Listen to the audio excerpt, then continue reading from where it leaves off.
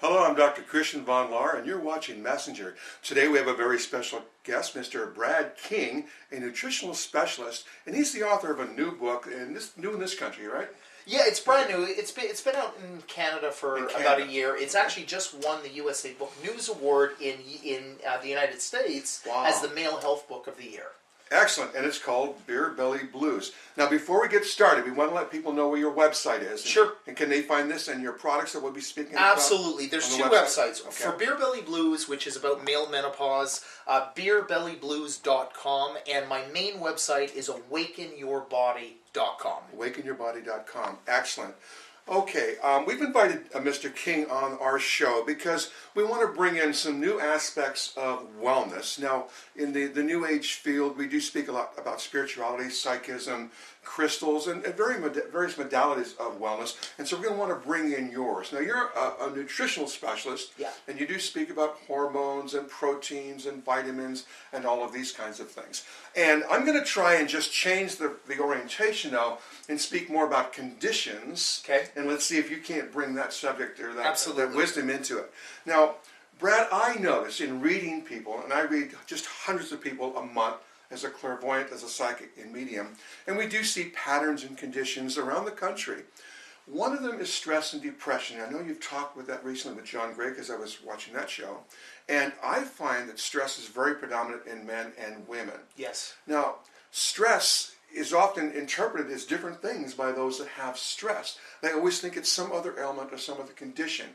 Let's get a definition of what you think stress is, and let's see, is it something that's caused by childhood issues like many people think? Is it something that may be nutritional? Could it be deficiencies? Let's get that starting perspective. Well, great questions. And stress is really our perception of our surroundings. It's our reality. It does become a reality because our perception of our reality is what's going on.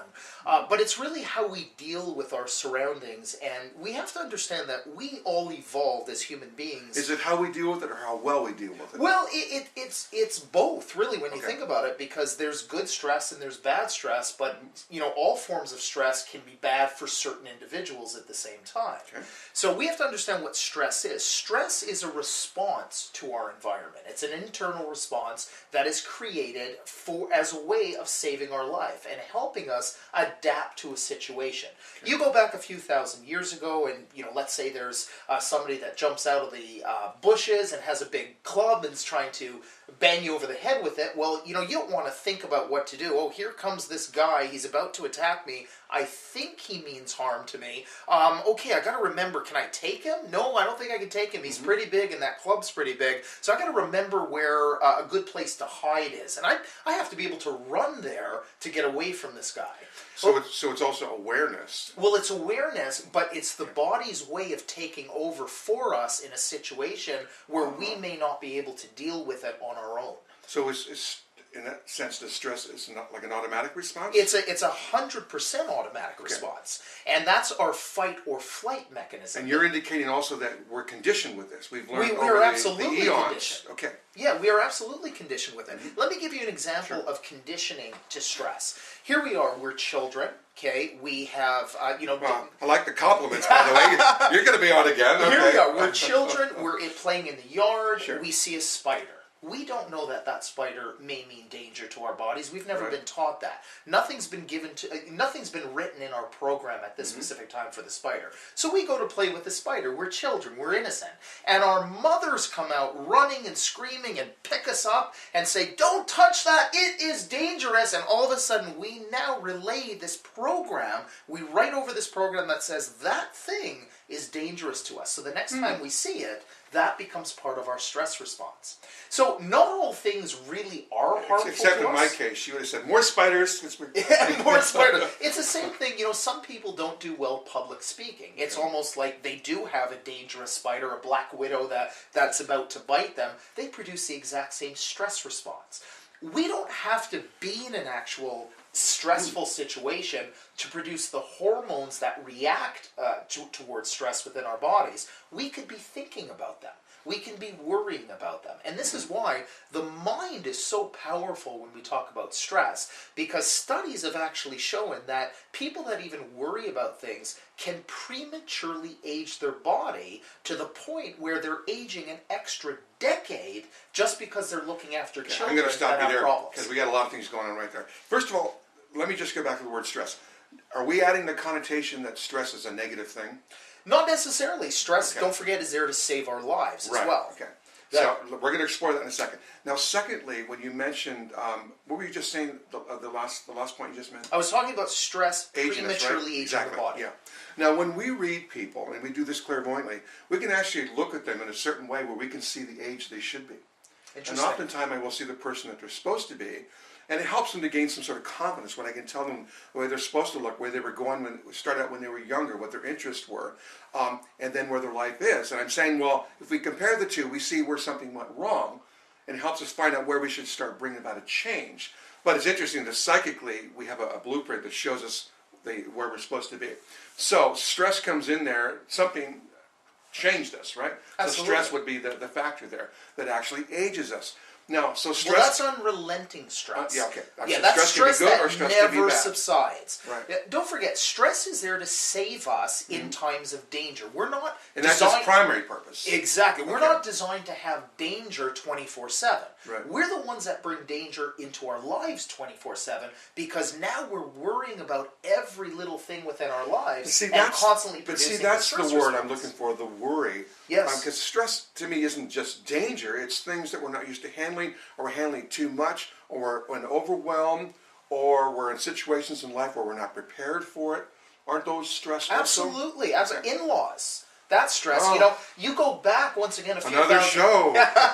a few thousand years ago, and if somebody bothered you, you'd bonk Right. them in the head. That's what you do. We're relieving the stress response, right? The stress is giving us the power to be able to bonk them hard enough so they won't bother us again. But when's the last time you bonked your in-laws? You internalize it. This may surprise you. And that's a whole other show. Yeah, exactly.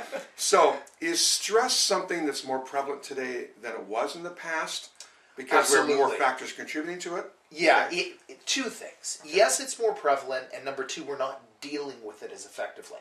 I think what's even more important for the audience to understand is that we're not dissipating the stress response. We're creating it, but we're never getting rid of it. Okay. And stress is only dangerous when it hangs around a little too long. Here's what I call stress the invisible saboteur. And I don't know if you've ever had, do you like parties? Have you ever held a party? Oh. Well, there you go. I mean, Weekly. you've never invited me. Thank you very much. So here's the thing. Anybody who's held a lot of parties, who likes to entertain other people, For me, I always have a party where someone ends up showing up at my party that I didn't invite, and worse yet, I just don't get a good feeling about this individual, and they still show up at the party. So someone's invited them there. And to make matters even worse, they're bothering people that I want to be at my party, and then they're the last to leave the party. And they're the last to leave because they don't get the message that the party's over. And here I am in bed with my wife trying to go to sleep, and they're sitting on the edge of the bed still talking with a drink in their hand. Yeah. The point is, they don't understand when enough is enough. And that's what stress is. Stress produces a chemical Good metaphor. called cortisol. Cortisol is this very powerful stress hormone that can do many things to help you. It can create fuel, it can make you stronger, it can make you remember things, places where you hid, it can make your eyesight more acute, your memory more acute, all of these wonderful things. But if it doesn't go away, it becomes problematic. So it's easy enough to invite to the party, it's very difficult to get rid of, and that's what stress is. Latently, it's got all this potential. Yes. Okay, but it's still got to be managed. All right. Yeah, and we need a rest from it. We need a constant rest. Take an animal in nature. Take a zebra who's just been chased by a lion and has actually made it past that danger.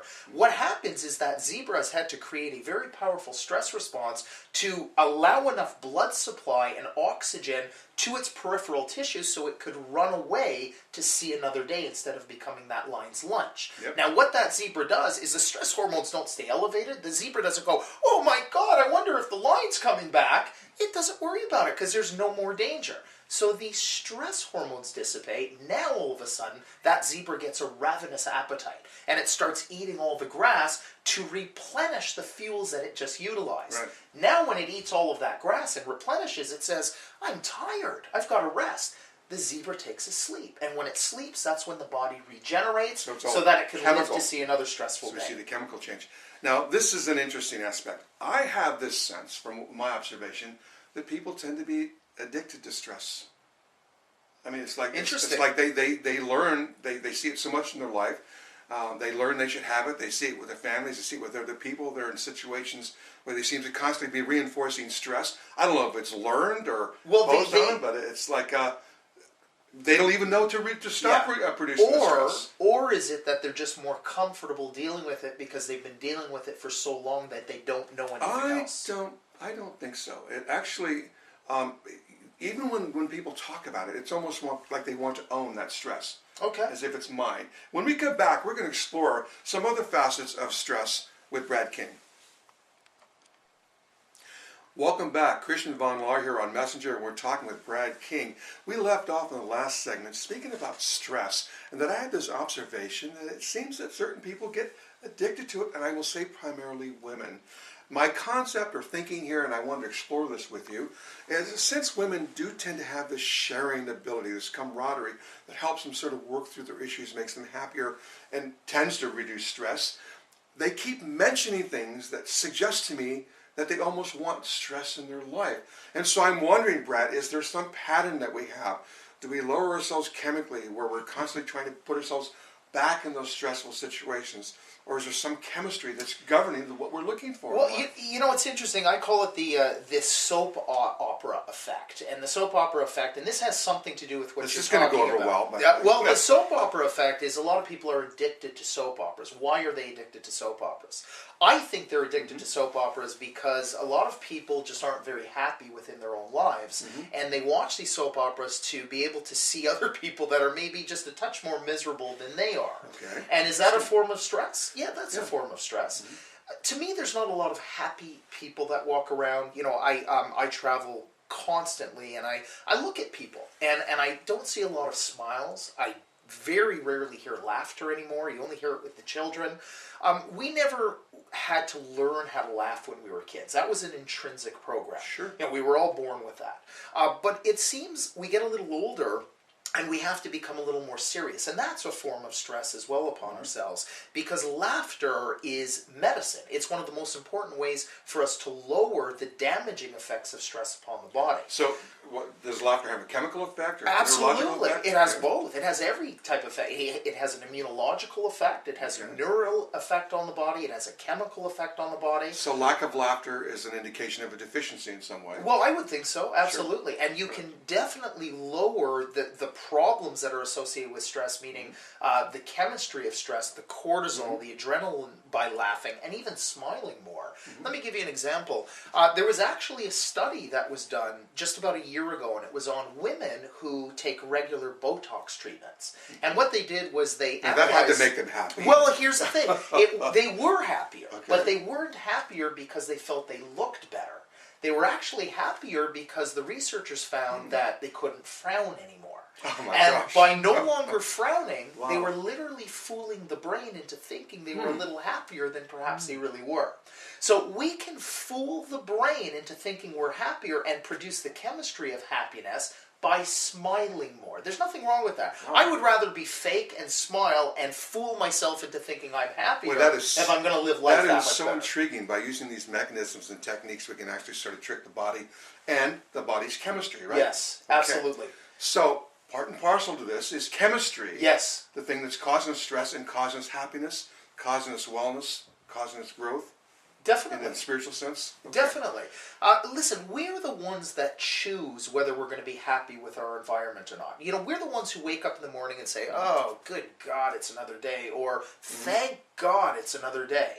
You know, we choose to move around the words and the meanings of those words. Okay. And, you know, I have a little thing where I don't share it to too many people because they think I'm a little strange when I do. But I wake up in the morning and I say, what a fantastic day. It's the first thing I say when I get out of bed and I really try to create the emotions of it, and it really does affect my day. Whereas I could get up and go, oh, I've got this to do today and that to do today, and what do you think is going to happen with my day? My day's probably not going to be. It's going to go down, right? Absolutely. So the way you wake up affects the way your day is. It's a product of our environment, and everything around us is. So, when I talk about the environment, because there are actually studies that show that our genetic predisposition to disease, or therefore to health, because it's the same thing. We have basically 75% within our favor. In other words, only 25% is the genetic outcome from your family tree.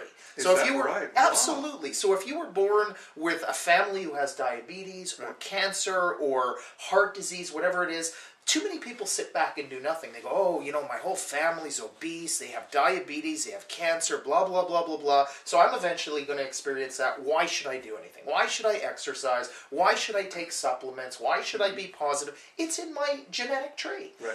Your genes are templates. That's all they are. We build our experience upon those templates. And one of the experiences is built upon our environment. And the environment is not just where we choose to live. I mean, we're in beautiful California doing the show right now. It's gorgeous here. But that doesn't mean that we're creating a proper environment within our heads. Right. The environment is also, who do you choose to be around? Are you with positive, like-minded people, if that's the type of person you want to be, which hopefully you are? Now that's got to be helpful. Well, that's very important. Or do you choose to be around people who complain a little more than you do and have the soap opera syndrome because you complain too much? Now I'm going to interject something here because you're going to find this interesting. Again, coming from the clairvoyant, psychic, medium perspective. When I'm reading people, and they do indicate stress and all these problems that they have, I do have the ability to look in the body, and I read a lot of doctors, psychologists, psychiatrists that can validate the things that I'm seeing. And we can see in the body what's deficient, whether there's a heart issue, something with the stomach, brain, larynx, it doesn't matter. The blood, we can see it all. What's interesting, though, is when we do things clairvoyantly, that language is consistent from person to person. There's no ambiguity. Like if I was in Spain or Germany, we would have a language barrier, right? It's very consistent.